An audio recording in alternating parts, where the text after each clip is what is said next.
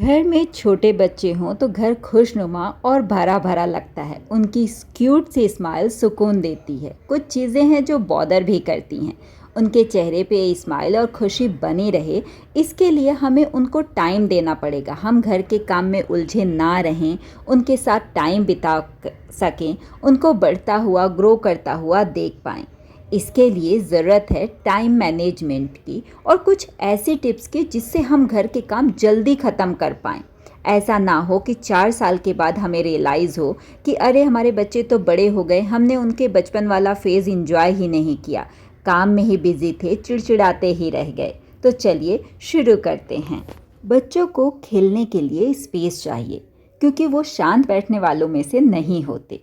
तो हमेशा एक मैट्रेस नीचे डाल के रखिए या मोटी सी दरी चटाई जिस पे वो फ्रीली खेल सकें। बेड और सोफे को टारगेट करेंगे तो उनके गिरने का भी चांस होता है और हमें ज़्यादा अटेंशन देनी पड़ती है। सामान फैलाएंगे ही, अब इनको समेटने में कम टाइम लगे, कम एनर्जी लगे, इसके लिए आप क्या कीजिए, कार्डबोर्ड के बॉक्सेस रख लीजिए। एक ही जगह पे बैठ के सामान को पहले सेग्रीगेट कर लीजिए कि ये किचन का है, ये ड्राइंग एरिया का है, ये कहीं और का है, so on so fourth. Segregation बैठे बैठे कर लेंगे। उसके बाद एक डायरेक्शन का सामान उठा के रखिए और फिर नेक्स्ट स्लॉट में दूसरा वाला। इससे होगा ये कि आपका मूवमेंट कम होगा, एनर्जी कम लगेगी। एक या दो बार उठने बैठने से ही आपका काम हो जाना है और ये एरिया फिर से खाली हो जाएगा। बच्चे जिस एरिया में खेलते हैं, वैसे तो वो पूरे घर में दौड़ लगाते हैं, बट स्टिल जहाँ आप उनको लेके बैठे हो एट दिस मोमेंट, 2 मिनट पहले ही या गोदी में लिए लिए जो सामान टूटने वाले हैं या जिनकी शार्प एज है या हैवी हैं, उनको उठा के आप ड्रॉर में डाल दीजिए या ऐसी जगह जो उनके रीच में ना हो। मैं क्या करती हूँ कि इस टेबल के पीछे की तरफ सामान डाल देती हूँ और सामने की तरफ कुछ ऐसा जो वो खेल सके, मे बी टॉय। तो वो सामान निकाल के तो खेल लेते हैं लेकिन पीछे का सामान सेफ रहता है। बच्चे भी सेफ रहेंगे कि शार्प एजेस से उनको चोट नहीं लगेगी या हैवी सामान उनके पैरों पे नहीं गिरेगा। मुझे थोड़ी कम अटेंशन देनी पड़ती है। मैं यहाँ मुझे इसलिए रेफ़र कर रही हूँ, मेरी भाभी की ट्विंस बेटियाँ हैं, वो जो फॉलो करती हैं और मेरा जो एक्सपीरियंस है, उन दोनों के बेसिस पे मैं ये चीज़ शेयर कर रही हूँ। नाउ बच्चे क्या करते हैं, जो भी उनको सामान मिलता है वो मुंह में डालते हैं। तो कोशिश कीजिए कि पेपर पन्नी उनसे दूर रखिए। स्पेशली इम्पॉर्टेंट बिल्स वगैरह, पेपर भी खा लेंगे और वो जो बिल्स वगैरह है वो भी आपको नहीं मिलेगा।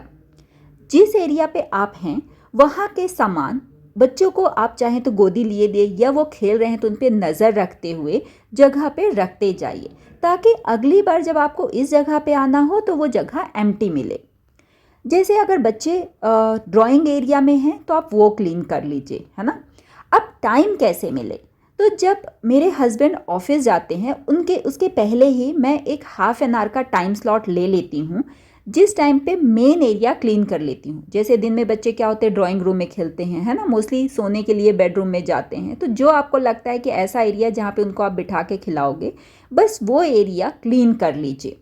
और उसके बाद अज्यूम कर रही हूँ मैं ये कि बच्चा दोपहर में 1 या 2 बार आधे या 1 घंटे के लिए सोता है, तो वो टाइम स्लॉट भी आप यूज़ कर सकते हैं।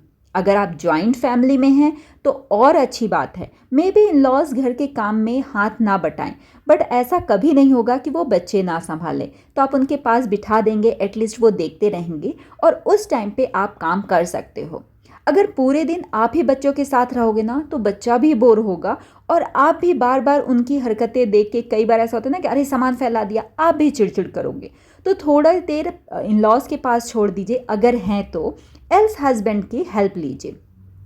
नेक्स्ट है कि मोस्टली जब बच्चे छोटे होते हैं तो हम घर पे और खुद पे ध्यान नहीं देते, जो चीज़ जहाँ पड़ी है पड़ी रहती है। आई टेल यू कि बच्चा अगर सामने खेल रहा है तो आप उसको देखते देखते कुछ चीज़ें बेसिक डेकोरेशन कर सकते हैं अगर आप प्रॉपर प्लानिंग करें। जैसे मैं क्या करती थी कि घर का एक एरिया ही लेके उसको 2 मिनट दे के ऑर्गेनाइज करती थी। बच्चा भी देखता था तो उसको लगता था कि हाँ ये कोई खेल हो रहा है। और जैसे जैसे बच्चे ये देखते हुए ग्रो होंगे ना तो वो यही सीखेंगे कि हाँ चीज़ें ना जगह पे रखनी हैं, क्योंकि जो हम करते हैं वही बच्चे सीखते हैं। तो मैं 2-2 मिनट का स्लॉट, 3-3 मिनट का स्लॉट देके चीज़ों को ऑर्गेनाइज करती थी। इसे 2 तरीके से मेरा समय बचता था। एक तो घर पूरा ऑर्गेनाइज है और चीज़ें जगह पे मिल जाती थी तो मैं इरिटेट नहीं होती थी। फॉर एग्ज़ाम्पल अगर आपको ऐसा लगता है बच्चा सो रहा है, अगर मैं वहाँ से चली गई तो वो उठ जाता है। कई बच्चे ऐसे होते हैं, तो आप वहीं बैठ के कुछ ऐसे काम कीजिए जिसमें वॉइस या नॉइज़ ना हो। फॉर एग्ज़ाम्पल जब मेरा बेटा सोता था तो वहीं उसी बेडरूम में मैं एक कॉर्नर ले लेती थी और उसके ऑर्गेनाइज कर देती थी। जैसे फॉर एग्ज़ाम्पल मैं दोपहर में सोती भी थी, मेरा बेटा दिन में 2 बार सोता था, तो जब पहली बार वो सोता था तो मैं साथ में रेस्ट कर लेती थी, और जब वो सेकेंड टाइम सोता था उस समय मैं ये ऑर्गेनाइज कर लेती थी। छोटी छोटी चीज़ों को आप सेग्रीगेट जैसे करिए। फॉर एग्ज़ाम्पल जो क्लोथ हैं हम क्या करते हैं, पाइल्ड अप होने लग देते हैं। बच्चा अगर दोपहर में सोने वाला है और बेड फैला है तो एक तो उसको सुलाने का प्रेशर, उसके बाद अगर वो सो गया तो गोदी में लिए लिए बेड क्लीन करने का प्रेशर। ऐसा ना हो तो एक शेड्यूल रखिए। फॉर एग्ज़ाम्पल वो 2 बजे सोता है तो मेक श्योर कि 1:30 को ही आप बेड क्लीन कर लें, ताकि जब आप उसको सुलाएं तो सोने के बाद आपको गोदी में लिए लिए बेड क्लीन ना करना पड़े। हमेशा मैंने नोटिस किया है कि अगर आप बेड नीट और टाइडी रखेंगे ना तो एक अंदर से सुकून मिलता है, बच्चे को भी और आपको भी। प्रॉपर स्पेस जब मिलेगा तो प्रॉपर नींद आएगी, बच्चा बार बार डिस्टर्ब भी नहीं होगा। Try to clean the bed, मतलब बेडशीट और ब्लैंकेट हमेशा क्लीन रखिए। बच्चे को जहाँ भी आप सुलाते हो वहाँ पे एक एक्स्ट्रा बेडशीट हमेशा रखिए। क्या होता है कि हम दिन भर डायपर पहना के उनको नहीं रख सकते। फॉर एग्ज़ाम्पल बच्चे ने शुशु कर दी, पोटी कर दी, जो भी, तो आप एटलीस्ट वो बेड ना इमीडिएट चेंज कर सको। ऐसा ना हो कि आप बेडशीट लेने गए उतने में बच्चे ने और फैला दिया। घर में एक कॉर्नर, मतलब जिस रूम में आप बच्चे को रखते हो, मे बी एक साइड टेबल या मे बी छोटी सी चेयर और मे बी एक छोटा सा कार्डबोर्ड ज़रूर रखें। उस एरिया पे बच्चा जो भी टॉय खेल रहा है उसको आप उठा उठा के वहीं रखते जाइए और दिन में एक बार उसको ज़रूर खाली कर दीजिए। इससे होगा ये कि जो भी आपने सामान लाया है वो अपनी जगह पे पहुंच गया। और बच्चों को ना कोई भी चीज़ टॉय लगती है, टॉय दोगे तो बल्कि नहीं खेलेंगे। पता नहीं बच्चों को ना काइंड ऑफ, मेरी भाभी बोलती कचरा पसंद होता है। अब आपने एक जगह फिक्स कर ली है तो कोई भी टॉय या उनका खाने का सामान या अपने एक्स्ट्रा दूध की बॉटल, पानी, जो भी रखना है आप इस जगह पे रख सकते हो। अपनी हैबिट को या तो आप चेंज कर लीजिए या उसके अकॉर्डिंग मैनेज कीजिए। जैसे मेरी आदत है कि जब मैं तैयार होती हूँ तो निकली हुई बिंदी वहीं रख देती हूँ या फिर सिंदूर उसी लाइनर में पोंछ देती हूँ। तो मैं मेक श्योर करती हूँ कि मैं एवरी वीक वहाँ पे एक नया लाइनर बिछाऊँ।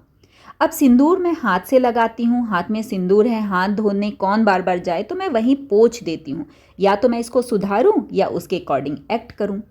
जब बच्चे छोटे हैं तो आप ज़्यादा नया सामान ना खरीदें, चाहे उनके कपड़े हों, बेडशीट हो या कुछ भी हो। सामान नया होता है तो उसको मैनेज करने का उतना प्रेशर भी होता है।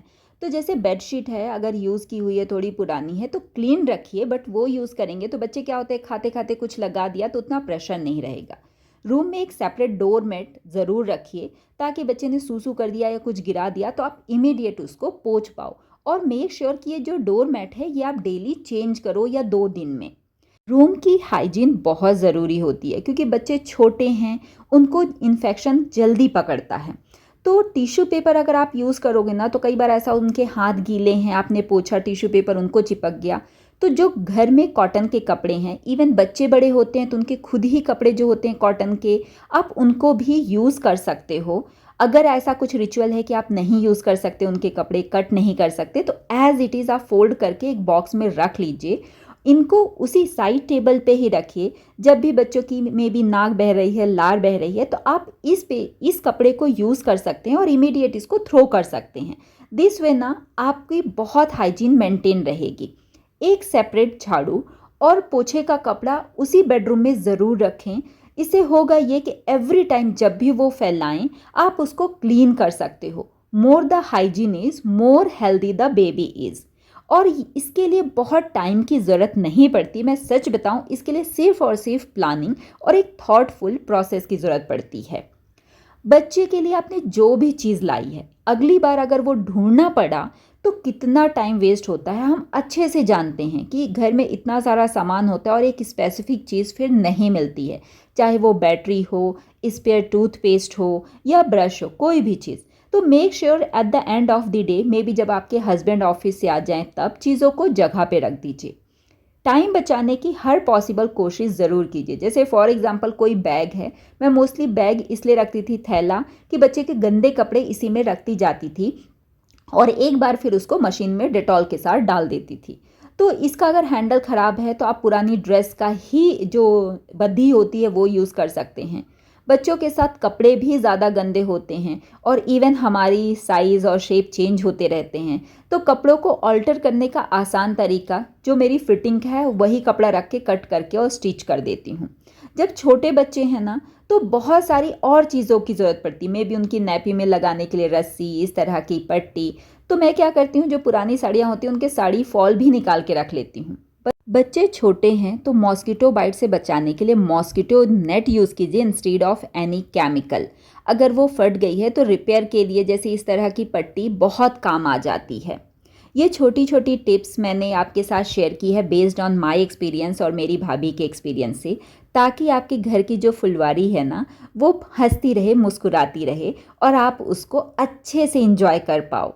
आज के लिए इतना ही, मिलती हूँ अगले वीडियो में। Take care and bye bye.